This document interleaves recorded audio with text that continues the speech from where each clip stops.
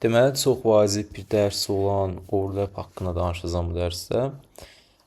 Ümumiyyətlə, yəni indiyə kimi öyrəndiyiniz şeylərdən üstündən birazcık xatırlatma eləyim.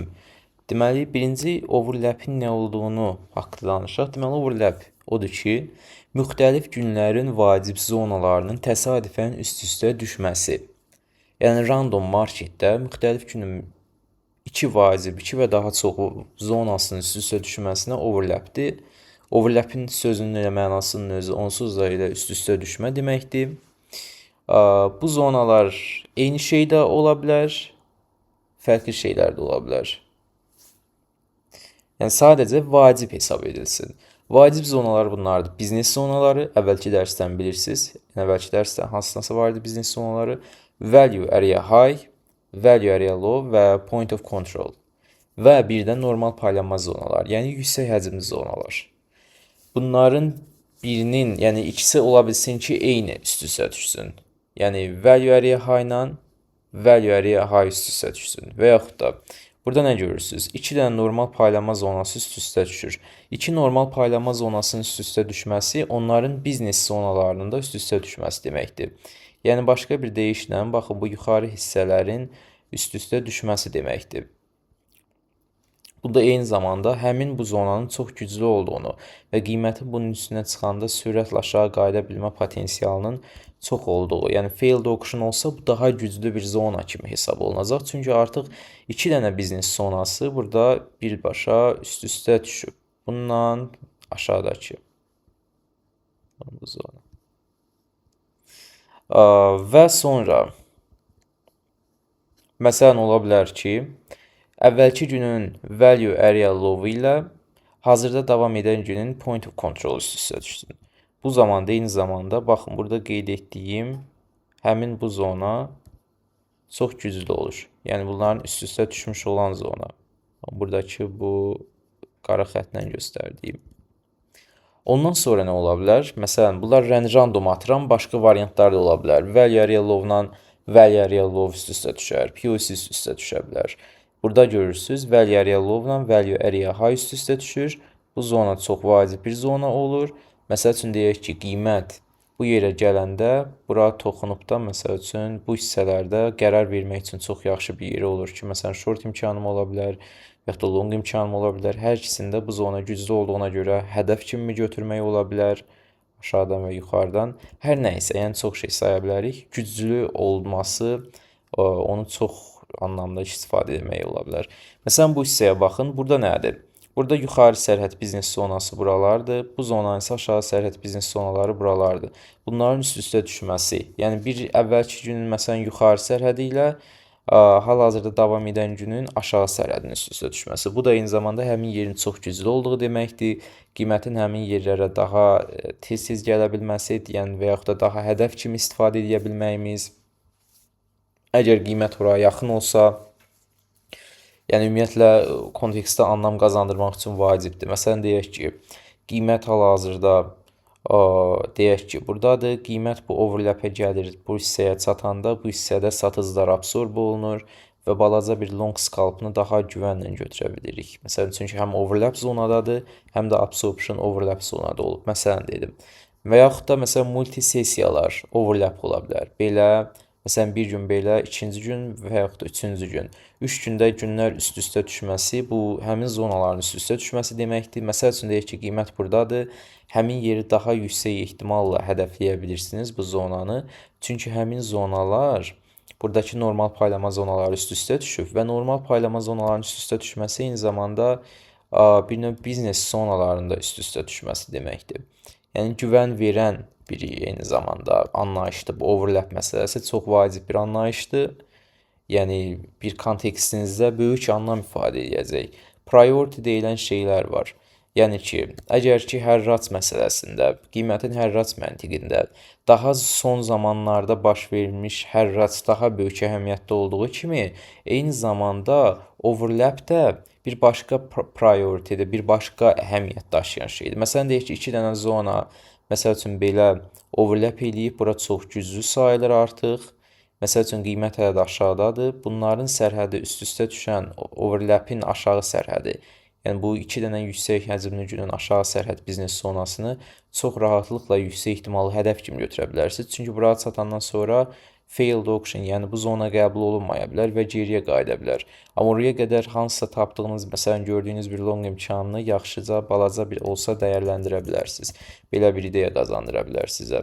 Məsələn, keçək qrafikin üstündə bunlara biraz baxaq. Məsələn, baxın, burada mavi xətt çəkmişəm. Görürsünüz, mavi xətt nədir? Burada bəzi günlər var ki, onların yuxarı sərhədi və aşağı sərhədi üst-üstə düşüb. Çox overlap edib. Məsəl üçün, baxın, bu hissənin yuxarı sərhədi ilə bu hissənin aşağı sərhədi, bu hissənin yuxarı sərhədi, bu hissənin aşağı sərhədi, bu hissənin yuxarı sərhədi. Yəni, bunların hamısının ortaq bir nöqtəsi var. Yəni, bunların yuxarı sərhəd biznes zonaları, bunun aşağı sərhəd biznes zonası, bunun yuxarı sərhəd biznes zonası, bunun aşağı sərhəd çox vacib, güclü bir zona əmələ gətirib. Çox vacib bir overlap zonasıdır. Məsələn, olmasın başqalarına baxa bilərik ki, məsəl üçün bu zonanın aşağı sərhəd biznes zonasından bu zonanın value area low-u üst-üstə düşüb. Deməli, bura artıq çox vacib bir zona halına çevrilir. Məsələn, bu hissələrə baxsaq, başqa nələr görə bilərik? Biraz daha aşağılara baxaq. Bu hissələrə fikir versəz, görərsiniz ki, eyni zamanda burada da bəzi overlaplər var. Məsəl üçün fikir versəniz, görərsiniz ki, burada bir dənə zona var. Belə bir zona var. Bu zonanın yuxarı sərhədinə fikir verin.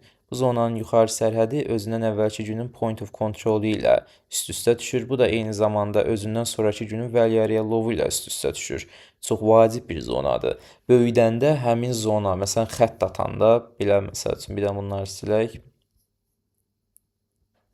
Məsəl üçün, belə bir xətt atanda, point of control, belə bir xətt atanda bura vacib olduğuna görə növbəti günlərdə artıq şərt o deyil ki, böyük bucaqdan baxasınız. Kiçik bucaqda artıq, məsəl üçün, qərar verəndə, məsəl üçün, buralardan daha rahat longlara girə bilirsiniz. Məsəl üçün, deyim ki, görürsünüz ki, günün dəyər zonası yuxarıdadır və bu günün aşağı sərhəd dəyər zonası əvvəlki, yəni ki, bu sessiyaların bir növ overlap-idir. Overlap nədir? Bir və daha fərqli şey eyni də ola bilər, müxtəlif də ola bilər, üst-üstə düşsün. Məsəl üçün, bu olmaya da bilərdi.